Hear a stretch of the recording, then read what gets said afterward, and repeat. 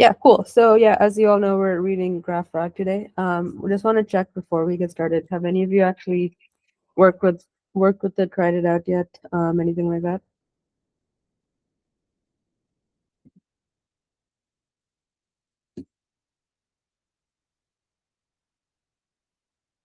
Feel free to talk, by the way. This is supposed to be a discussion. No. Sorry, couldn't hear you. What do you say? Oh, no, no. I meant Okay, okay, cool. Yeah, no worries. So I think it's generally helpful to have a sense of how it works, what's going on, and then it's pretty easy to try. Microsoft, I mean, there's a lot of different GraphRag implementations right now. But I think Microsoft put forward their one, and it's um, yeah, pretty easy to get set up and running.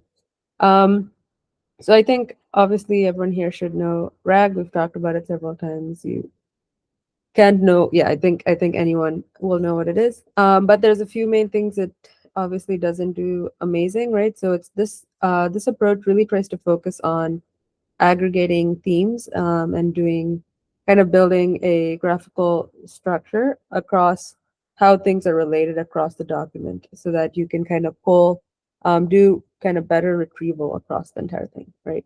So yeah, they kind of highlight some of the key failure points, right? So RAG fails on global questions directed at the entire corpus, such as what are the main themes, since this is inherently a query focused summarization task. So if you yeah, I think back in like before GPT days, summarization was really focused into like all of these different types of subdomains. There was MDS, multi-document summarization, this QFS, query focused summarization, and I think there's a few others.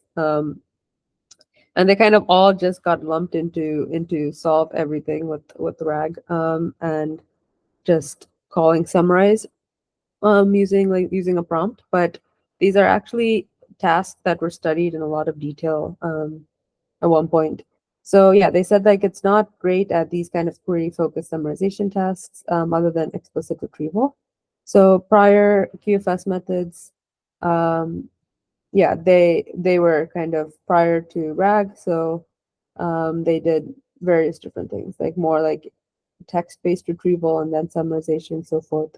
So what this is trying to do is essentially yeah, find a way to combine them and create a graph rag where initially it goes in and creates these things called community summaries of all the main area sections in the corpus.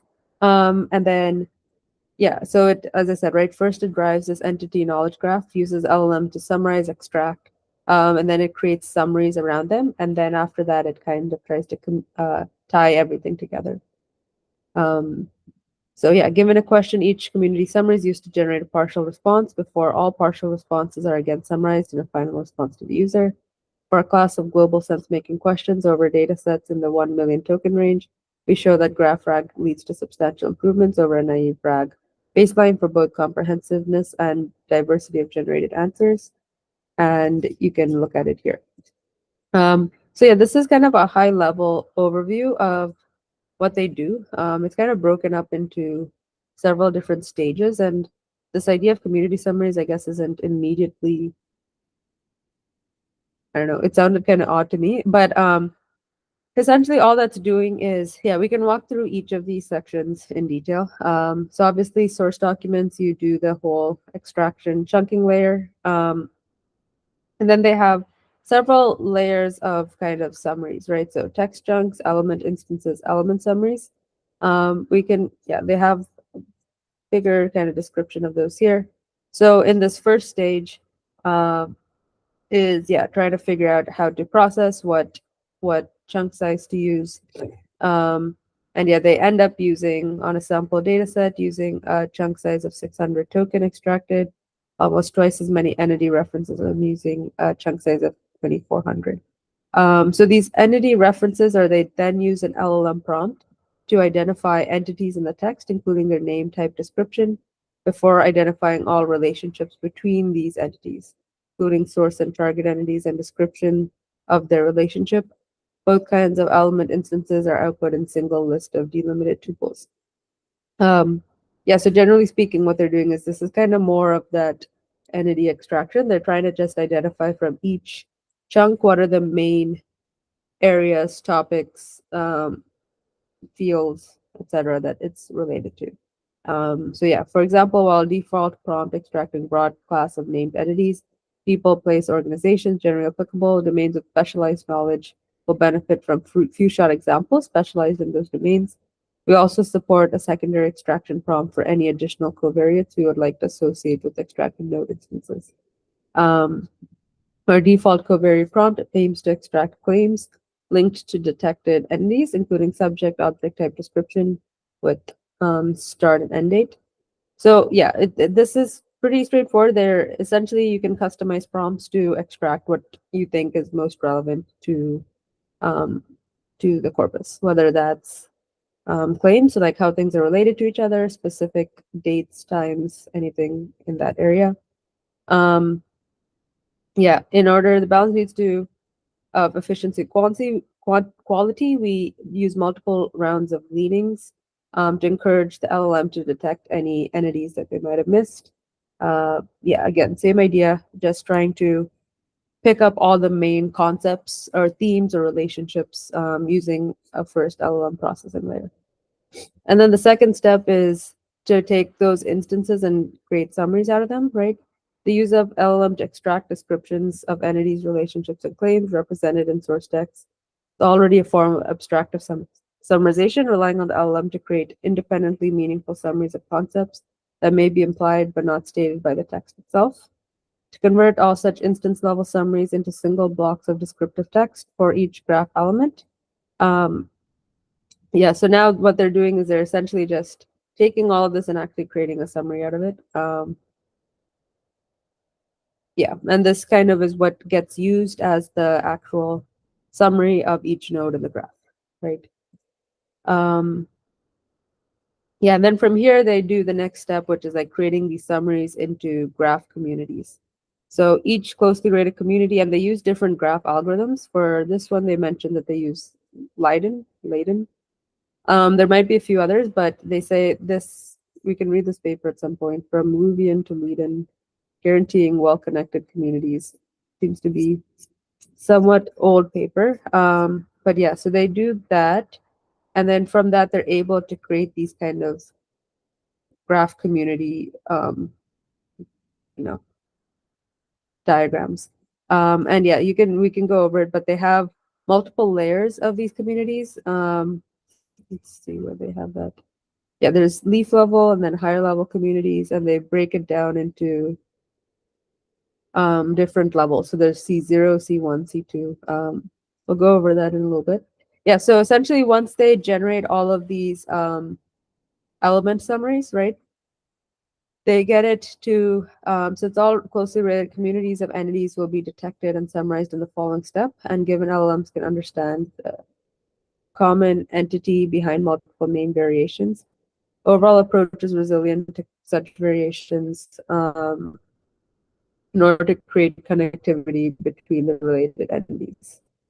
Yeah, so for the graph communities now, what they do is they pass all of these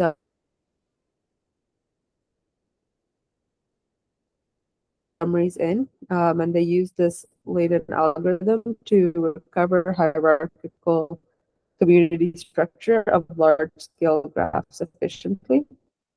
Each level of this hierarchy provides a community partition that covers the nodes of the graph in a mutually exclusive, collective, exhaustive way, enabling divide and conquer global summarization.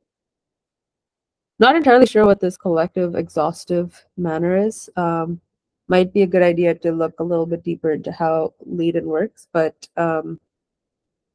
yeah, they essentially try out a few different community detection algorithms that can partition the graph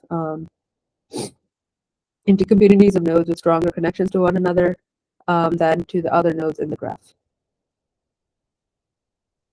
Yeah, so a bulk of how this works is using that algorithm, but I think there's been a lot of research separately into this community detection logic.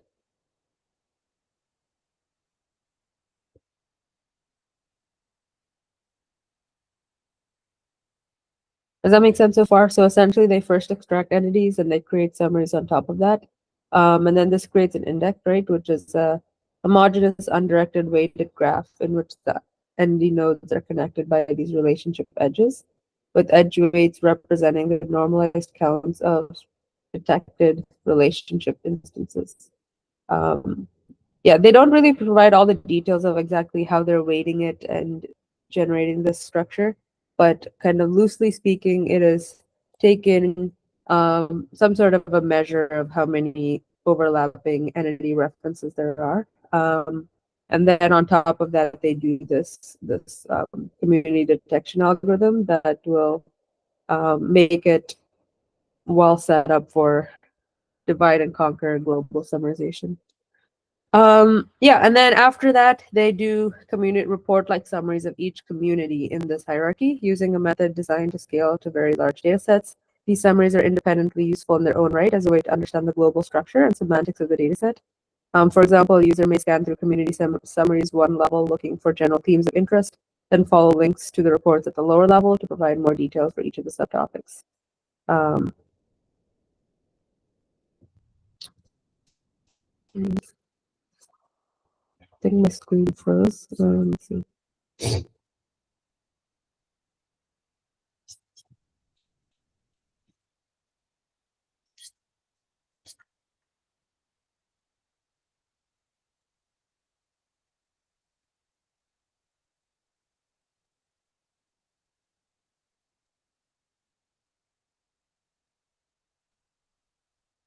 Okay, my screen's lagging a little bit.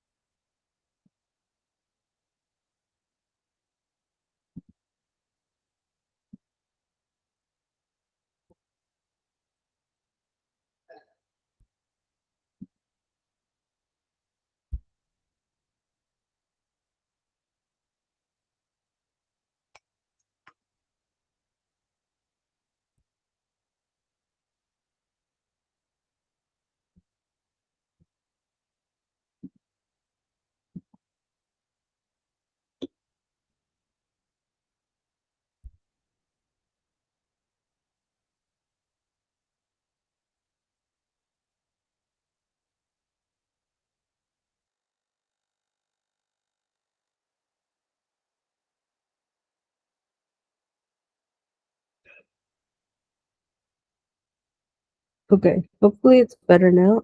Can you all hear me? Yes. Okay, it still looks like my screen share is lagging there. Let me share.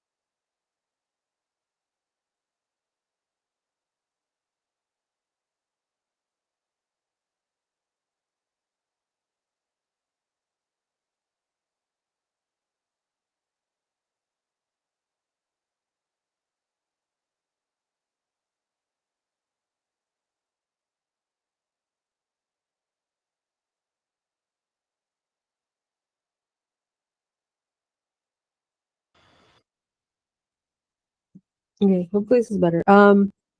So yeah, it is. Okay, so what I was saying is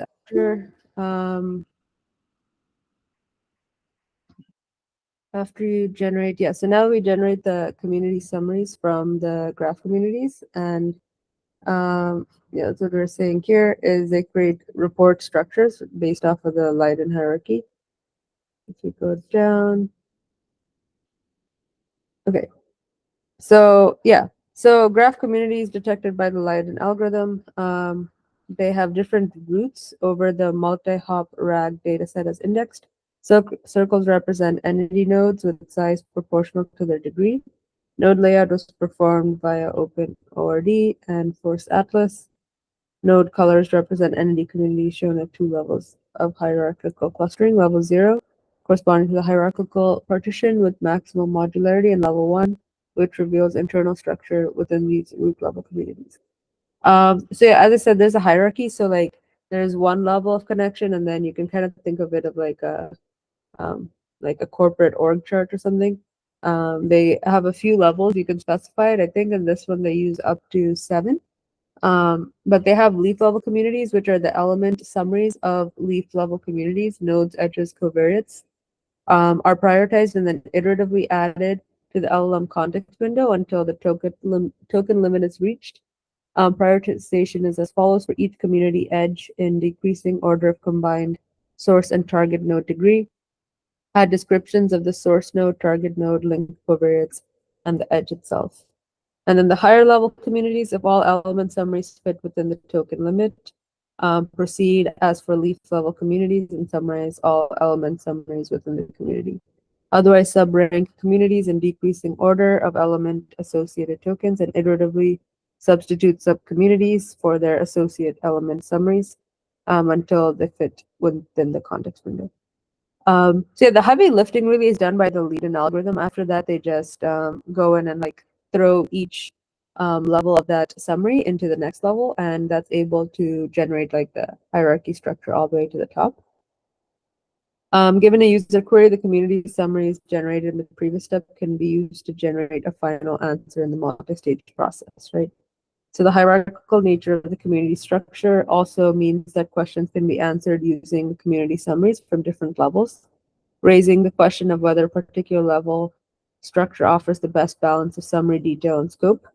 Um, yeah, so that's why they kind of have like these 7 tiers, right? So for a given community level, the global answer to any user query is generated as follows. Um, Community summaries are randomly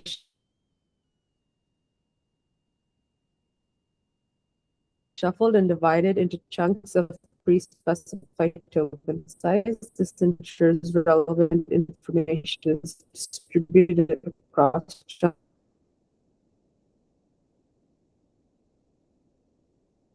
rather than concentrated in a single context window. You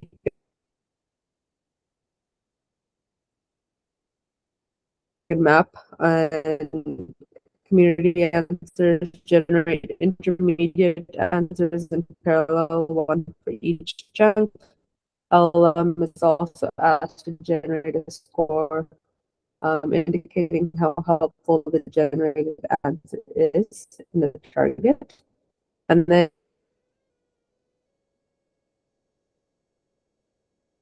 and finally, intermediate community answers are sorted in descending order of helpfulness score and iteratively added into the new context window until the token limit is reached. So this is kind of the process for the actual query. So if you go back up to their diagram, you can kind of see there's like the pre-processing and then the query stage. Mhm.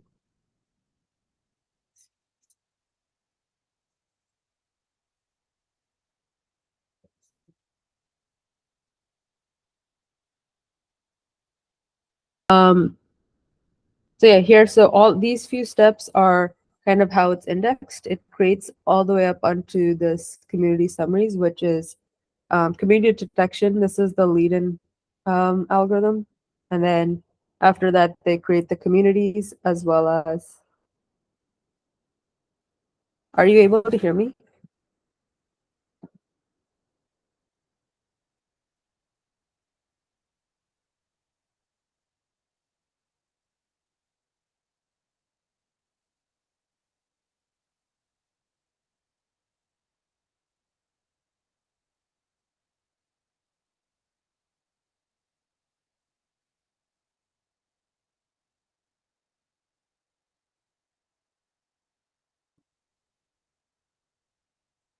Are you able to hear me or no?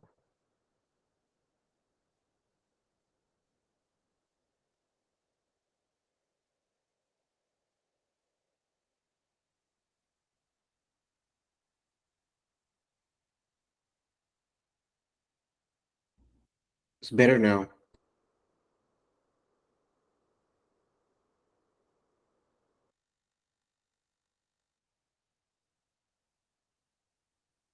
Hey guys, can you hear me? Okay. Yeah, sorry, not sure. I mean, I tried switching my internet, but yeah, if it gets worse, I can try to move to another room or something. Okay. So yeah, as mentioned, um, this is kind of how the final answer is generated. Is they take all these, they yeah, some take all the summaries, and then pretty much do another summarization layer on top of it to get the global answer.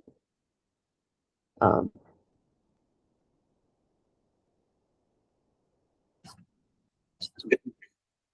okay, cool, awesome. Hopefully it stays that way.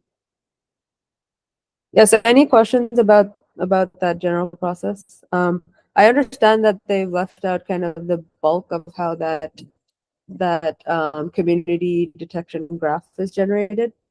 But I'd imagine for that we can either look through the lead and out graph. There is a paper link. Um,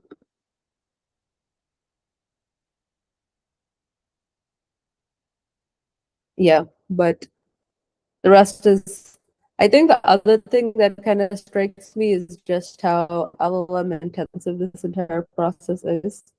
Like if you think about it, they have, I don't know, maybe it's interesting to count how many LLM calls there are, but there's the initial ones over the to generate the extract the entities. Then there's the other one for the element summaries. And then you're kind of passing every time you make new calls, you're kind of conglomerating more context window across all of those summaries to create the next graph community. And then um, yeah, I don't know. It seems like way more intensive because if you think about RAG, all it is doing in their pre-processing is generating embeddings, which is very, very, very cheap compared to passing the entire thing into LLM calls and generating summaries. Um, so yeah, I'm just curious, like what the cost and latency trade-off is between using this versus the more naive RAG approaches.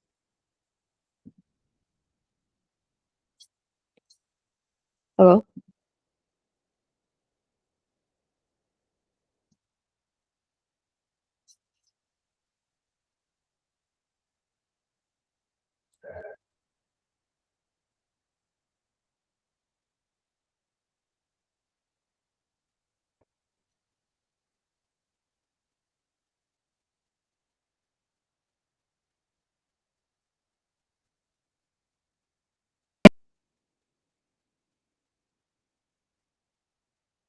Hello? I can hear you.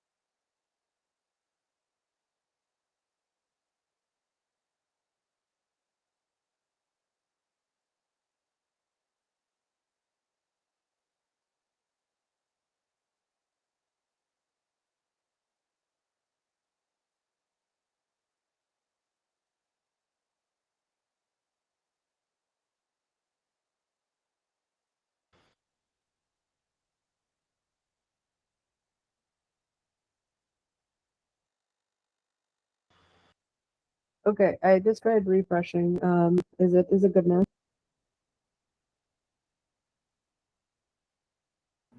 Yes, Okay. that's better. Sorry about that. Let's try one more time. Should get pretty lost.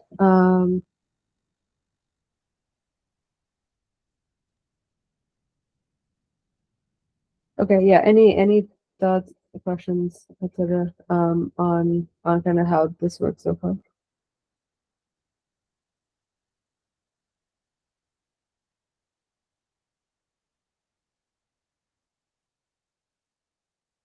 That's kind of the entire approach. The rest is just how they evaluate it and run experiments and so forth.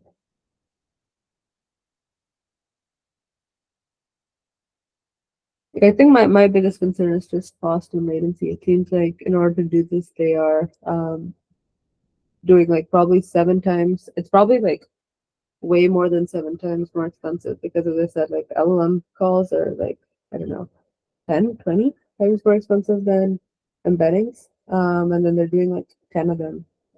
So yeah, maybe this is like really effective for very, very massive, I mean, like text corpus, but it seems very expensive from what I can tell. Okay, so we can go through their evaluation. So they said that they selected 2 data sets in the million token range, each equivalent to about 10 novels of text, and representative of the kind of corpora that users may encounter in their real-world activities.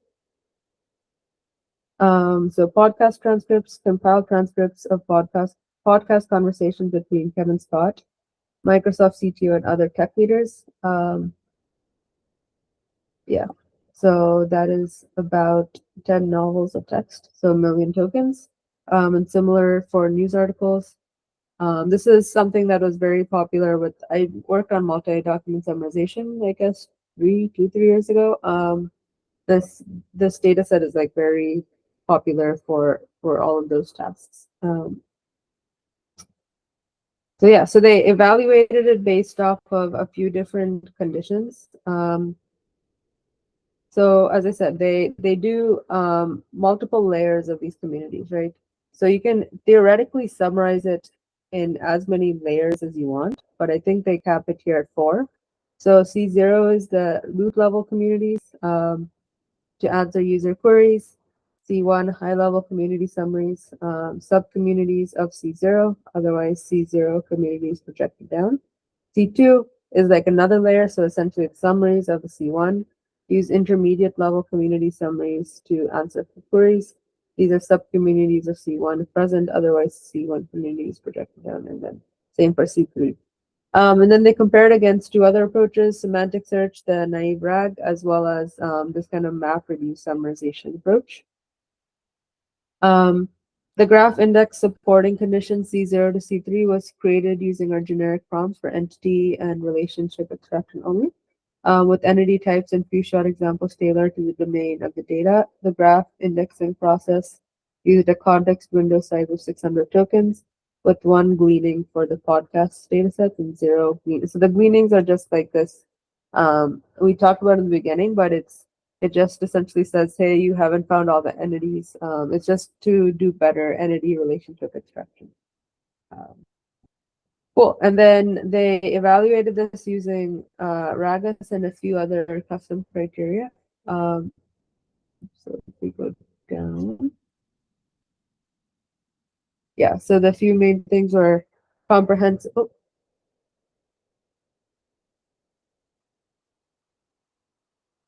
comprehensiveness, how much detail does answer provide to cover all aspects and details of the question? Diversity, how varied and rich is the answer in providing different perspectives and insights on the question? Empowerment, how well does the answer help the reader understand and make informed judgments about the topic? And directness, how specifically and clearly does the answer address the question? Um, for our evaluation, the LLM is provided with the question, target metric, and a pair of answers, and asked to assess which answer is better according to the metric, as well as why. It returns the winner if one exists, otherwise a tie if they're fundamentally similar and the differences are negligible. To account for stochasticity of LLMs, we run each comparison 5 times and use mean scores. So yeah, they're essentially just taking the naive RAG versus graph RAG and asking the LLM to do a pairwise assessment on each of these scores. And that's kind of, you see some examples of that here. Um, and they kind of bias it, I think, a little bit. So the questions are very much like, they definitely take the pain points of RAG, right? Like these questions that are very query focused summarization. So if you think about this, right, like which public figures are repeatedly mentioned across various entertainment articles. This is something that is essentially a question that GraphRag is tailored to be really good at because it does this entity counting and weighting system that RAG doesn't. So yeah, RAG doesn't really get a sense of what's more important than the others in terms of these like mentions areas. But yeah, that's what they kind of pull for. As you can see here, it goes over, I think, has some extra sections for each of them. And then they give you the LLM decision. It's more comprehensive and detailed across all of the different areas, whereas this one kind of spot picks a few of them. Answer two, while detailed in its coverage of few individuals, is limited to a smaller number. Um, Yeah, so you can kind of go through it, but as I was saying, I just think these questions are very tailored to what GraphRag is literally crafted to do all that.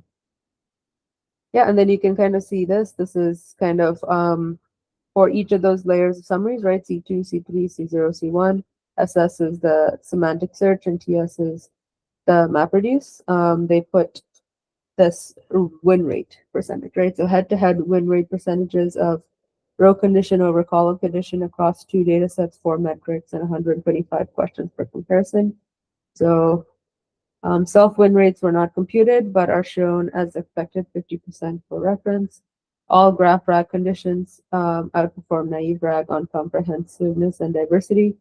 Conditions C1 through C3 also showed slight improvements in answer comprehensiveness and diversity over TS, global text summarization without a graph index.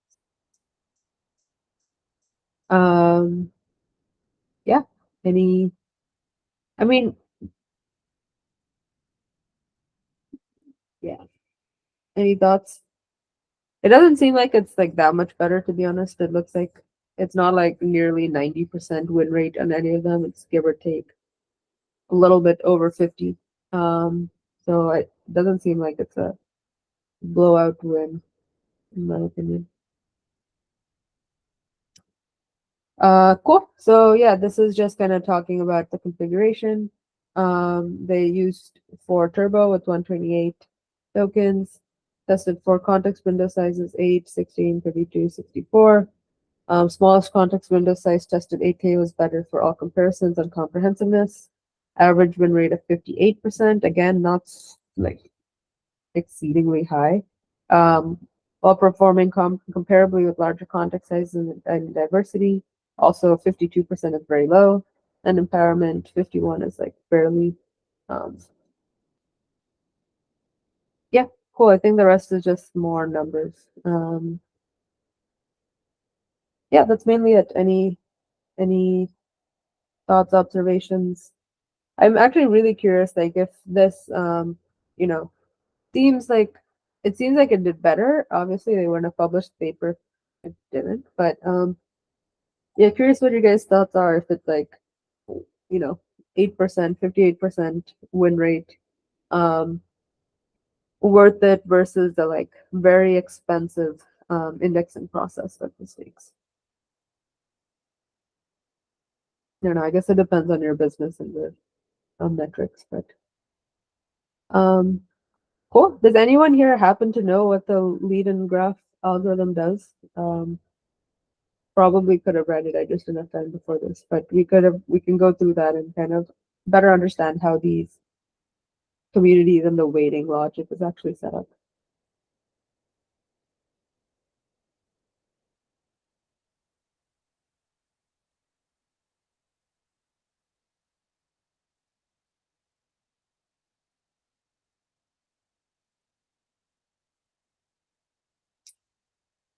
Okay, well, yeah, that's it on my end. I think probably what would be, if you guys are interested in this, I guess it is getting a lot of attention in general as kind of a better version of RAG, which, based off of all the processes it needs doing, I can imagine it would be better for those types of specific um, questions about themes or like public figures and that kind of thing. Not public figures, but like overall query focused summarization, right? So things that are trying to summarize overall themes or areas across everything, or prioritize what has been discussed more than something else. I think those types of questions, GraphRag would do a lot better. Um, I don't know if it'll. I actually think they didn't do a great job creating the data set. It should also have a set of questions that are very specific retrieval.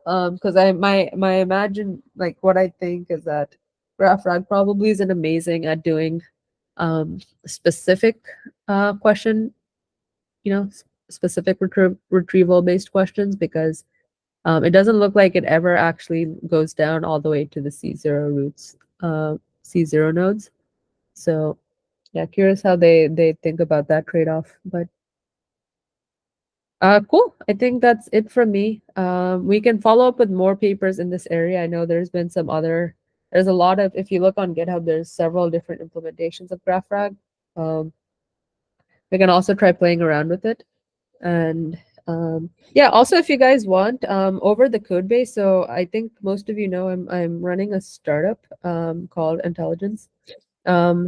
We just ingested the Codebase, so if you're interested in actually getting started with their code, let me share my screen. I can show you.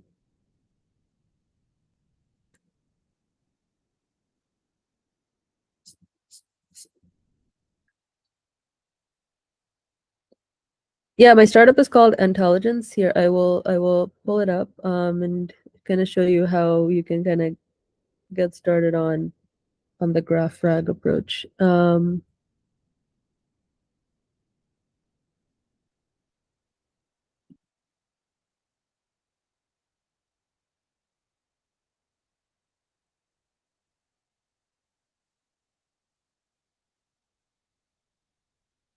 Yeah, so this is where we're this is kind of how it works. So you all can, oh, you can't see my screen yet? Yeah, no, you can see it. So yeah, what we did essentially is this is the code base associated with the paper, Microsoft GraphRag. Yeah, it includes indexing pipeline for extracting entities, relationships, claims, community structures, summaries, essentially everything we talked about right now, built on top of the open source data shaper, which allows expressing data pipelines as sequences of steps called verbs. Pipeline utilizes custom verbs to augment text with structured data and support caching of LLM calls for efficiency. Yeah, anyway, that's just the overall summary. But we've built like a customized onboarding flow. So if you want to get an overall idea of how like the entire code base works before you dive into anything specifically, we've built our own kind of comprehensive retrieval system. So here, what it does is it like pre-generate all of these different sections, right? So if you want to understand more about the indexing pipeline, you can click on this. The query engine retrieves answers by combining knowledge graph data with the raw documents, configuration, how it's set up, the LLM integration, the knowledge model, schemas representing these entities, relationships, metadata, and then helper functions for data processing, IO caching, etc. Yeah, and then as I said, right, it kind of helps you go through any of these sections. So if you want to know about the indexing pipeline, it walks you through that entire part of the code. GraphRag indexing pipeline is a data ingestion, etc.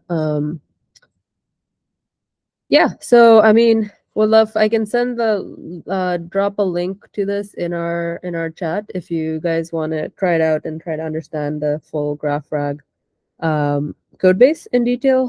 This really kind of helps walk you through. And if you're interested in like actually contributing to it, you can pull up any of these issues here that you see on the right. These are kind of all the open issues. It'll help you kind of get started with how to address any of these issues and kind of start contributing to the issue. One sec. My screen is a bit laggy today, but yeah, so what you can see here is it kind of pulls all the issues from GitHub corresponding to this, and then it'll kind of help walk you through how to get started on contributing. So yeah, I can drop the link to this in the channel. Would love if you guys, yeah, if you're interested in checking this repository out. Obviously you can get it, you can set it up on any code base that you want. Just add it in here, select the branch if there's any documentation. We actually do ingest papers, so you could also stick the paper in and it'll use that when generating summary. I think I've also used it to understand, yeah, Neo4j Labs also has graph and LLM graph builder. So if you're interested in any of those libraries, you can also yeah, check it out. Yeah, I'll put the link to this in our chat. So if you are interested, you can try it out with this URL. And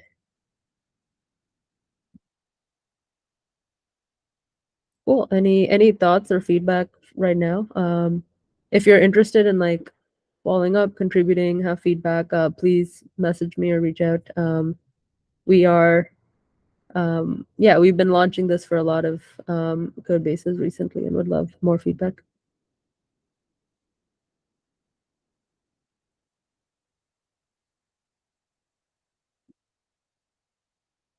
And yeah, you can like, I think this like it's very, it like helps you kind of dive into any part of the code base that you're interested in. So you can ask follow-up questions and it'll kind of guide you through understanding the entire thing.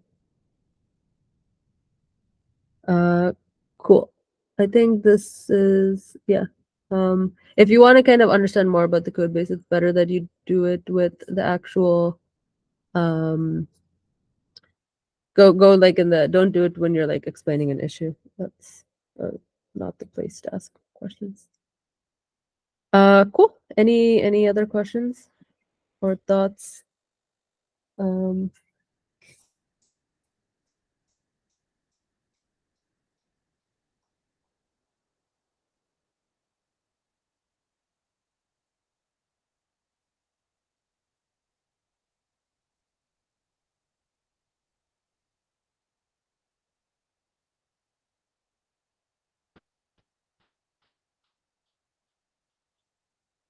okay, then thank you all for joining. Again, we're our you can use this for free for like I think another week or two while we're still in kind of beta for this, but yeah. So any thoughts? Hopefully it's helpful in understanding and process.